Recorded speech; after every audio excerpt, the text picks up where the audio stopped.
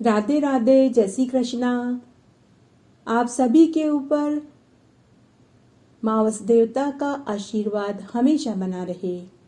आइए आज हम भादवा मास में अमावस्या की व्रत कथा सुनते हैं। एक बार बहुत छोटा सा गांव था। उस गांव में एक बुढ़िया माई अपने इकलौते बेटा बहू के साथ रहती थी। बुढ़िया का बेटा परदेश कमाने गया हुआ था। वह 6 महीने बाहर काम करता था और धन कमाकर घर लौटता था। दोनों सासू बहुएं अकेली रहती थी।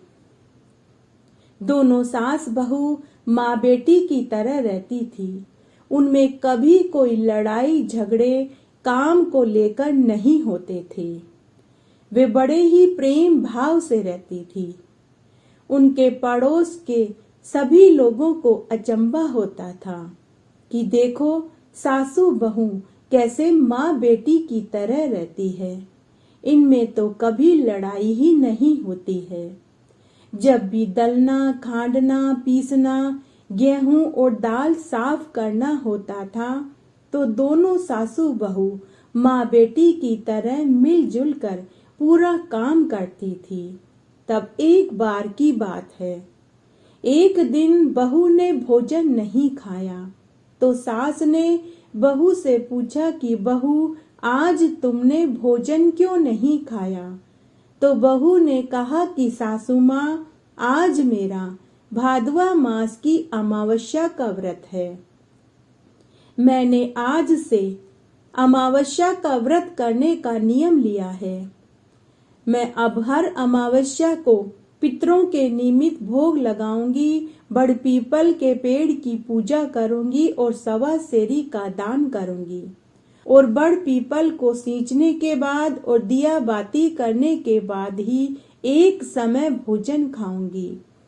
तब सास ने बहू से पूछा कि बहू, भादवा मास में बड़ पीपल के पेड़ को सींचने पूजा करने से क्या फल मिलता है और अमावस्या का व्रत करने का क्या फल है?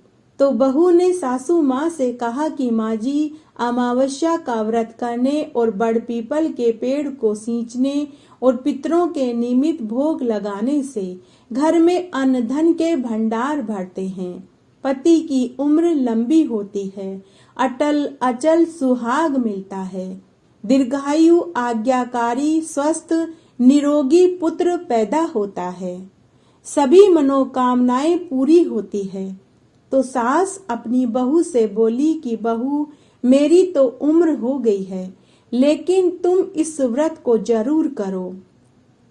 लेकिन बहू, जब भी तुम कहानी सुनो तो मुझे सुना देना।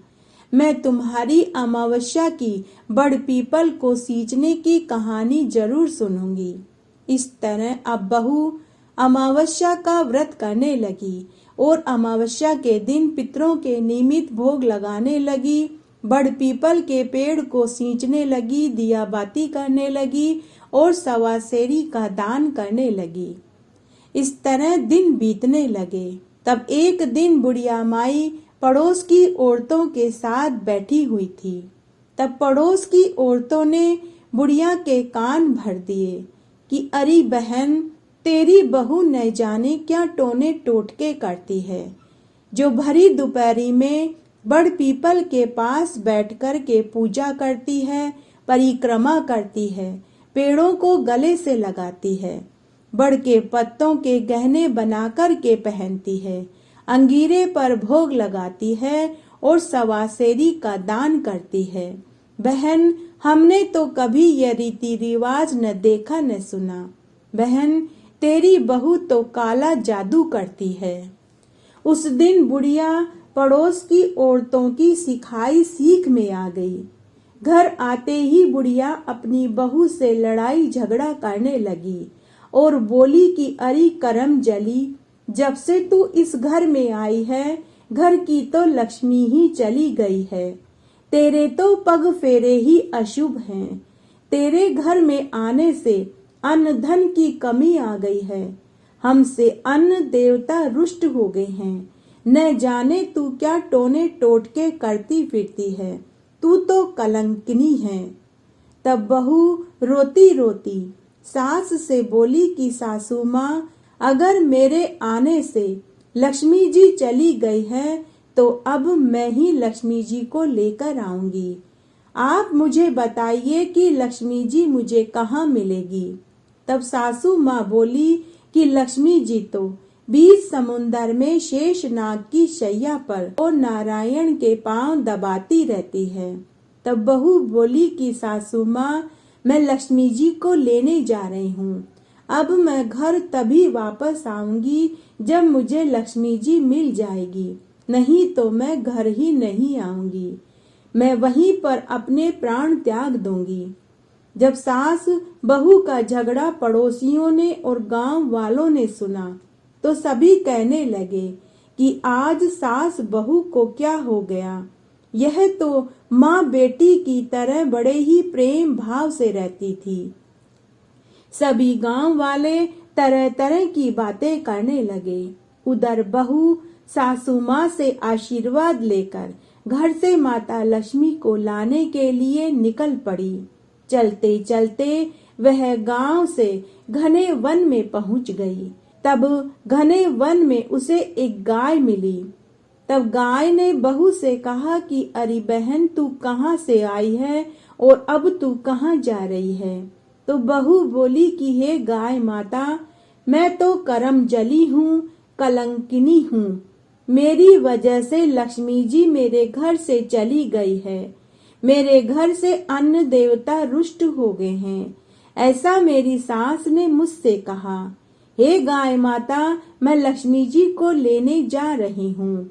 तब गाय माता बोली कि बहन, अगर तुम्हें माता लक्ष्मी मिल जाए तो क्या तुम मेरे दुख का निवारण भी पूछ लोगी। तो बहू गाय माता से बोली कि हे गाय माता, आप अपना दुख मुझे बताइए, मुझे कौन सा बोझा उठाना पड़ेगा।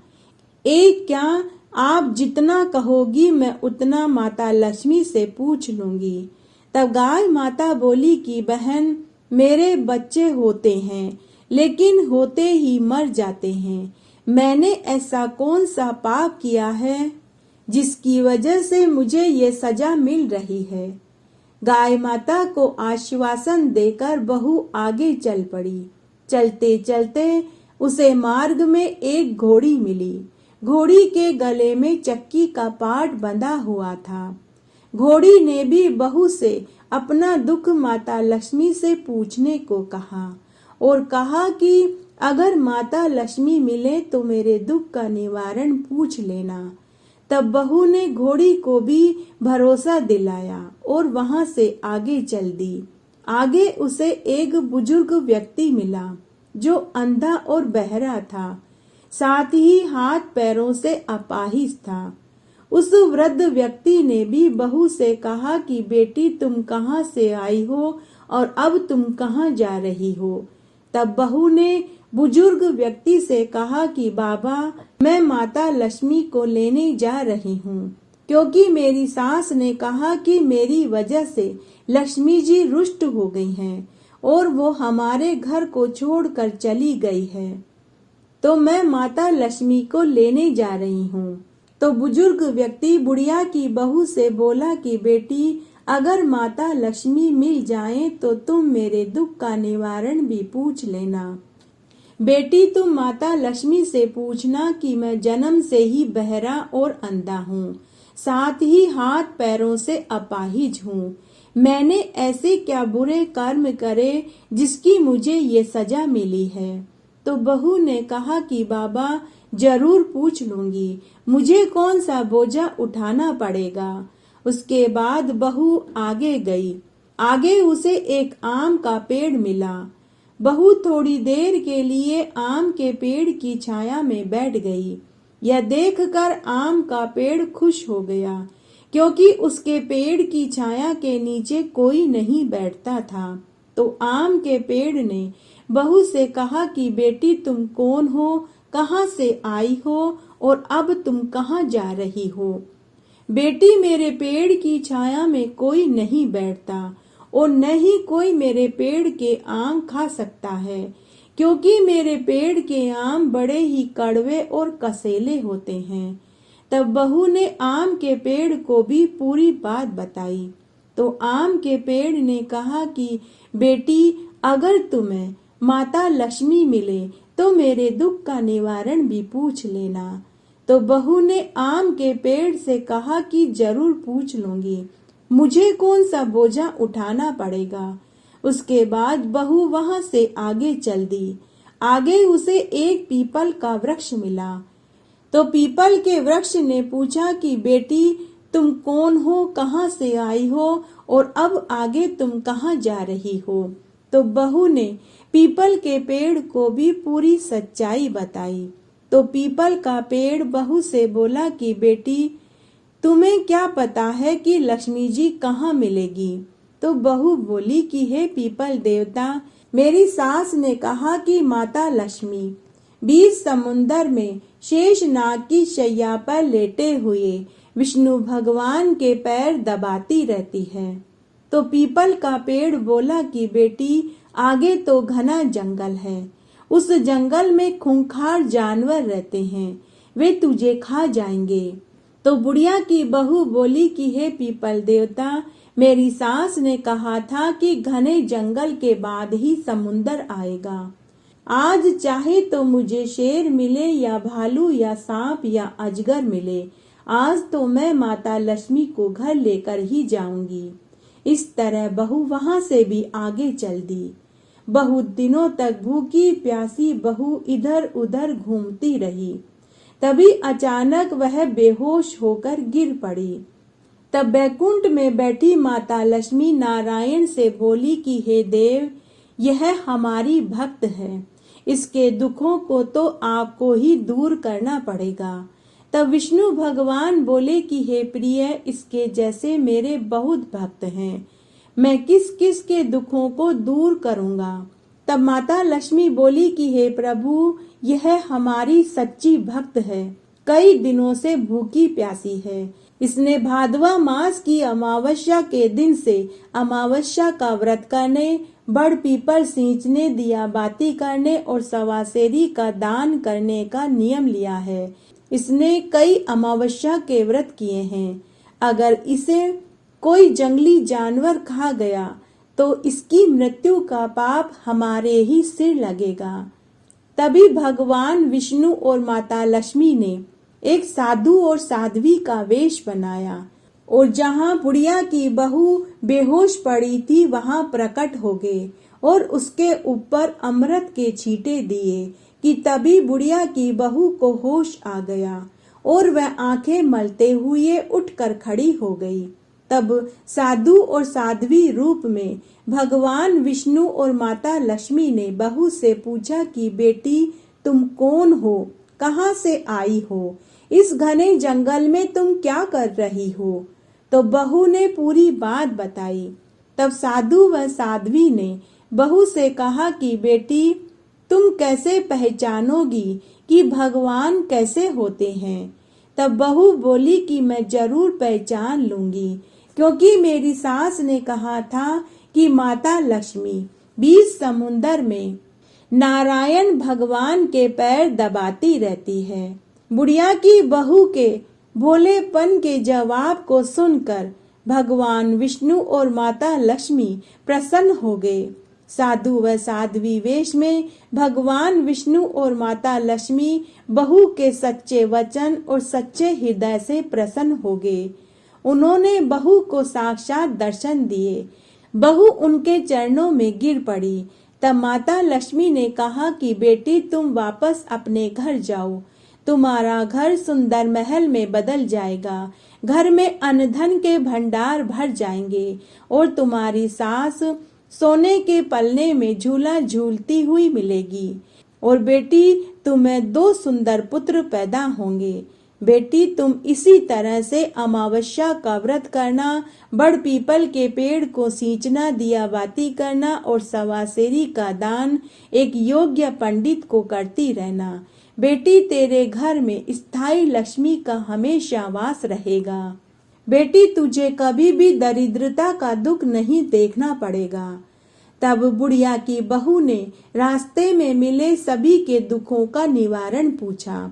तब भगवान नारायण बोले कि बेटी, वह गाय पूर्व जन्म में एक गुजरी थी। उसने कभी भी अपने पोते पोतियों को पीने के लिए दूध नहीं दिया।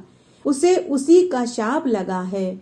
बेटी, तुम हमारी चरण धूलि उसके पेट और मस्तक पर लगा देना, उसके भी बच्चे जीवित रहने लगेंगे। फिर भगवान ने घोड़ी के दुख का निवारण बताया कि वह घोड़ी पूर्व जन्म के कर्मों को भोग रही है।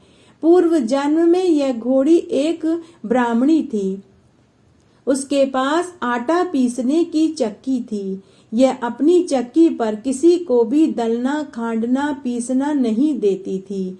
इसीलिए इस जन्म में इसे घोड़ी का जन्म मिला और इसके गले में चक्की का पाट बंधा हुआ है।